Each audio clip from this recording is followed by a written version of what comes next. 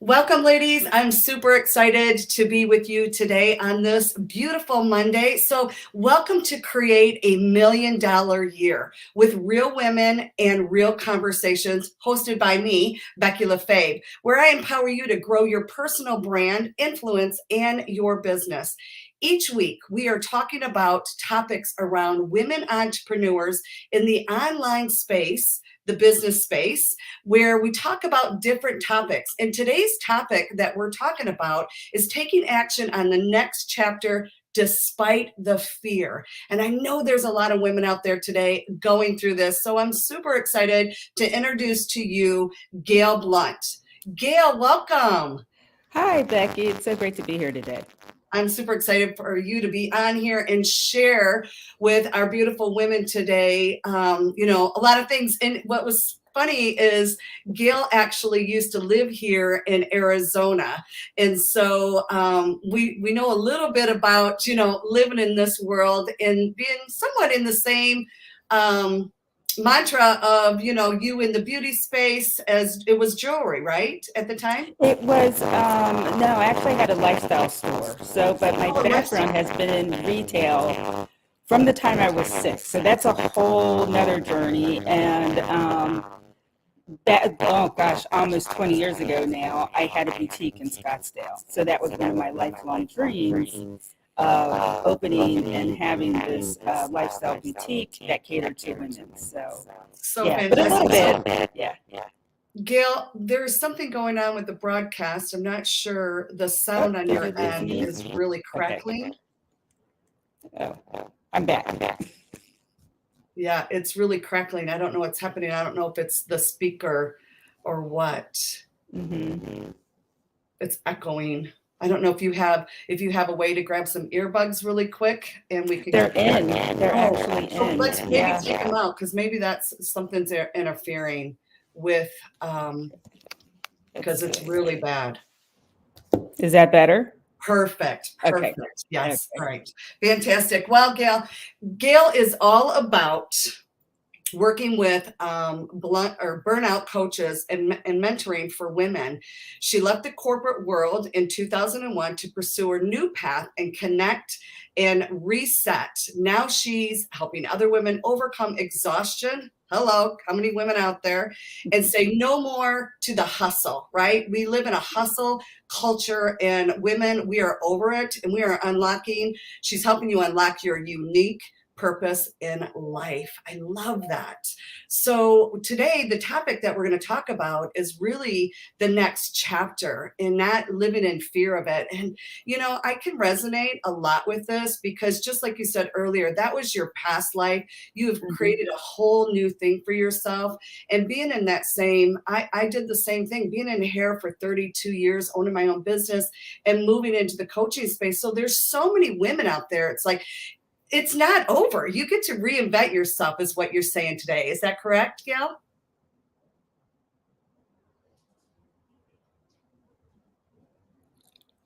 Is that my connection? Am I having like a really bad connection today? I think not so. Today of all days.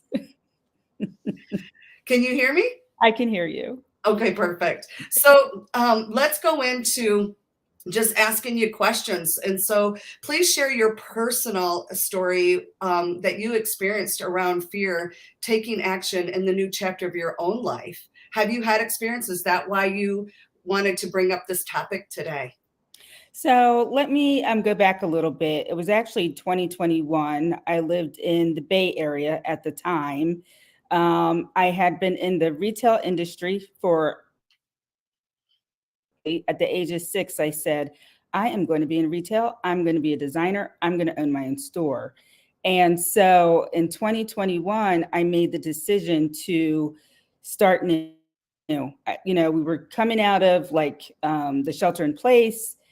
The passion wasn't there anymore. I said, I'm going to take 2021. I'm going to move back to Phoenix for a year and take that year, make it my adult gap year and decide what is next for me. And when I made that decision, I remember I was talking to someone at work. I hung up the phone And then about 15 minutes later, I picked up the phone. I called a dear friend of mine in Arizona, and I said, I think this is time. I think this is a time for me to make a move. I had no fear during, and it was only maybe the next day when I said, did I really just say I'm going to do this, that I'm ready to make this move out of corporate life, out of what I've done forever, that was always my passion, which I knew was no longer my passion, and to move forward. And I did. I just automatically, and everything just like kind of fell into place for me to make this move. It was actually very easy. And so I took that year to say, okay, what's next for me? And the whole coaching thing just kind of fell right into place. I was going to actually initially start with organizing, which I had did before. And as I was working with people, it was more about the coaching part of it. Why are we holding on to things? What does this mean?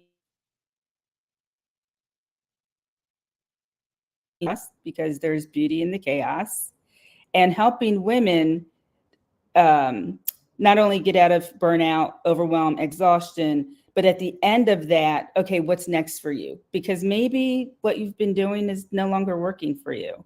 And that fear does come up, but I always choose the curiosity over the fear of Oh, always being in a curious state.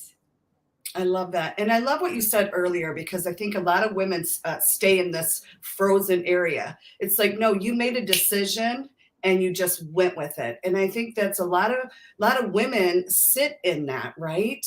And that indecisive, which is the worst place possible to be in. Instead, you didn't stay in that. You just took action and moved forward, and you just figured it out along the But way. but I do tell women, like, for some and for many of us, it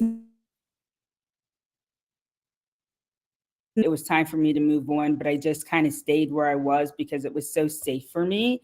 But I will say it's usually not that easy. And also, I'm divorced. I don't have any children. I just had two little small dogs at the time. So yes, it was a little bit easier for me to take that risk. Mm. But I want women to really think about it. What does it look like to stay where I am? And what does it look like if I get on the other side of that fear to pursue what I really want to pursue? And not to believe that. I think we're often raised as women to believe that when we pursue our purpose, we're being selfish. When we decide to make a career change, what about everybody else? Because you're so invested in it. And that to really sit down and say, okay, what's the next step for me? And what does this look like? So the first thing is to develop that exit plan. What does that exit plan look like? What does it look like if, say, you're a teacher and you've taught for 20 some odd years? And I come across this quite a bit with teachers. They're so scared to make a move because that's all they think that they know. But what does it look like if you continue to teach, or if you just decide to pursue your next path? And when you sit down and you really think about it, okay, I'm going to feel exhausted.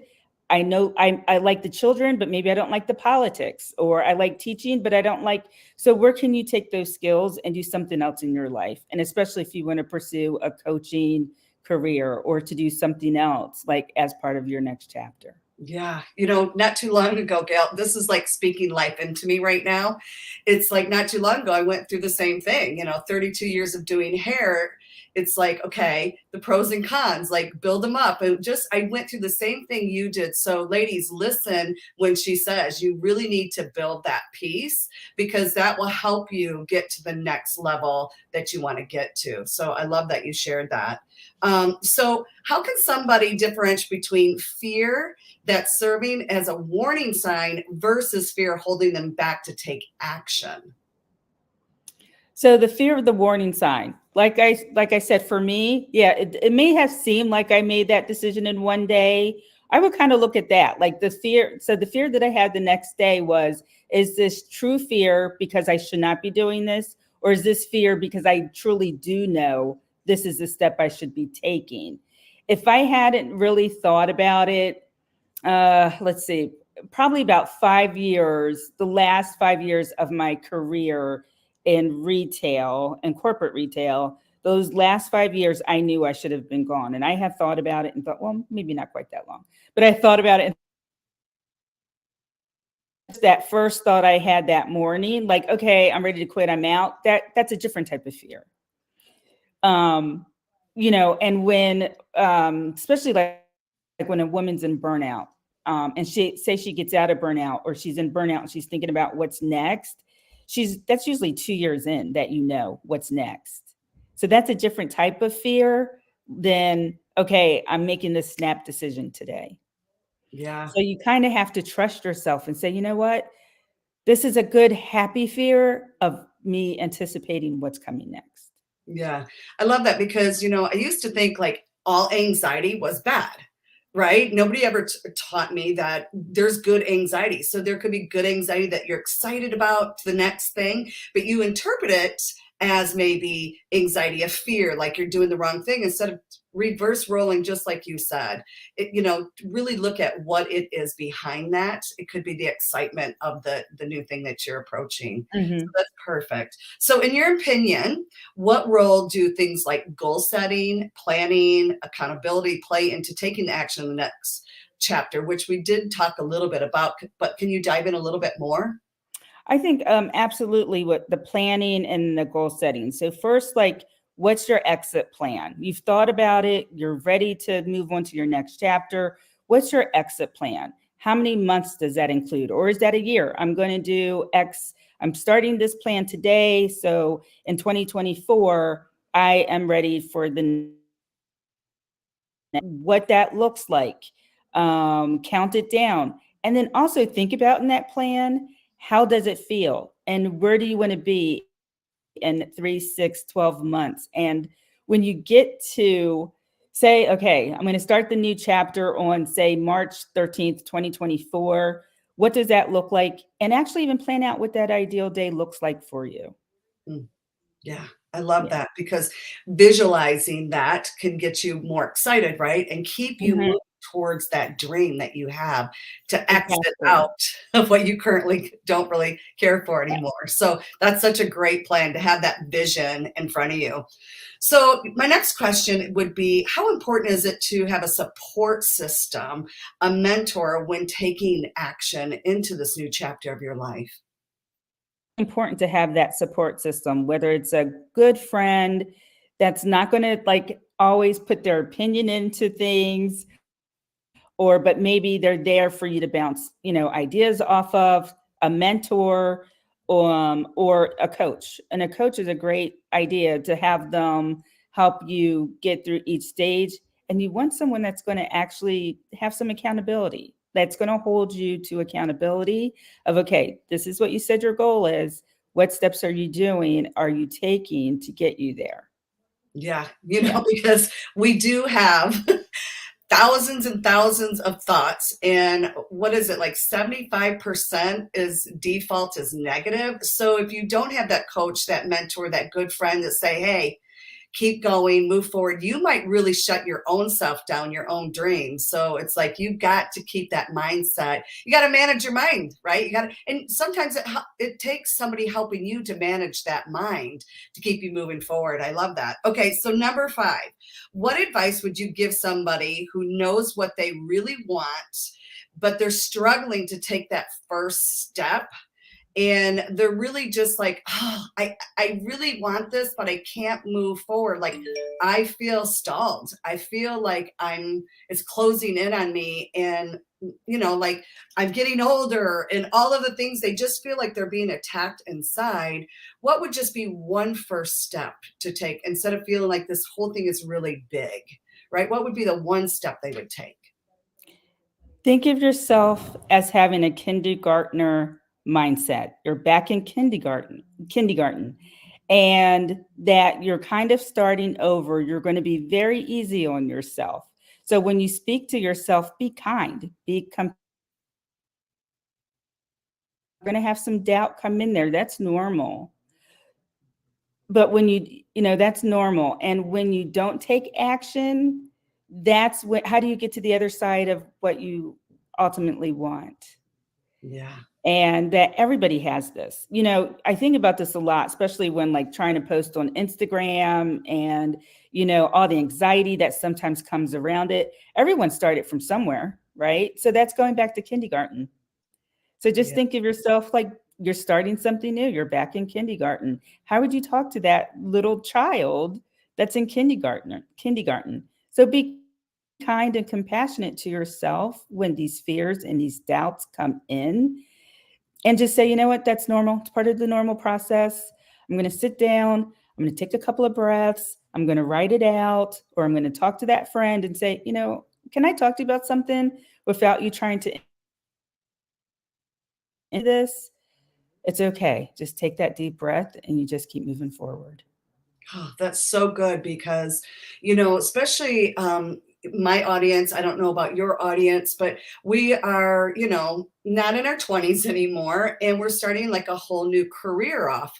And when you've been successful in something else, I have found that ladies, and I was the same way, like she said, go back to kindergarten. I like that analogy because we all have to start from somewhere, right? And we started somewhere in our career, the first career, starting out, and we feel like a lot of times when I talk to women, and I felt the same way, it's like we want instant success, we want instant, and we live in this instant gratificating world that we want instant success. In reality, that's just not the true. It's just like you said, Gail, is go back to kindergarten and restart that next process of your life. So that was beautifully said. So thank you so much. You're What is welcome. the one thing that you'd like to leave our audience, and also where can they connect with you? So, the name of my business is Orderly Chaos, and I'm very attached to that because I feel like there's beauty in the chaos. When you get to the other side of the chaos, it's beautiful. What comes out of it is beautiful. So I say there's beauty in the chaos. So always think about that when you're out there and you're trying something new, or if you feel like your world is just overwhelmed, think about what's going to come out of that chaos. And people can find me at orderlychaos.com or on IG at orderlychaos. I love that. Thank you so much. That is such a beautiful, I mean, that resonates and, it's very catchy. So thank you for sharing that. All right, Gail, thank you so much for your presence today. And I'm sure a lot of women are going to be served from this message. Thank you so much for joining me. Thank you, Becky. It was great being here. Take care. All right, ladies. Well, you heard it today. She is all about helping you get out of that chaotic world and get into the dream life that you want to pursue. Don't hold back. Don't let the fear overcome you. Make the decision and move forward into your life because, frankly, as a woman today, we need to see more of us rise up and show our other sisters out there that you can too this happen if that's truly what you want out of life. So thank you so much for joining me, and we'll talk to you really soon. Bye for now.